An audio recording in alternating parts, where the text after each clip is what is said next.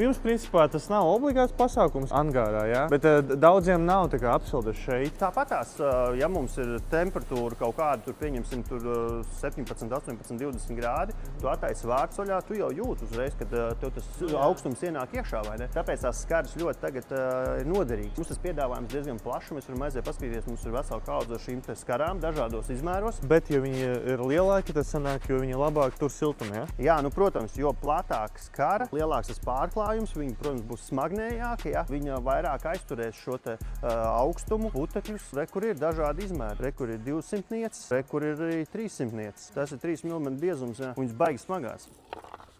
Tas ir ļoti labs risinājums. Noliktavās, darbnīcās. Cik tās rullītes maksā? Man liekas, ka mums bija akcija kaut kādu laiku iepriekš. Es nezinu, cik tagad ir tā cena, bet mums tā cena ir ļoti labi. Jūs varat ieiet mājaslapā, ir tāda sadaļa kalkulātora, izmaksu kalkulātora, un tur ir PVC skaru kalkulātors. Tur tu ieraksti ailes izmēru, kas tev ir vajadzīgs, kāds pārklājums, kādu veidu tu vēlies, un tev jau sarēķinās, cik tev tas aptuveni izmaksā. Gumija.lv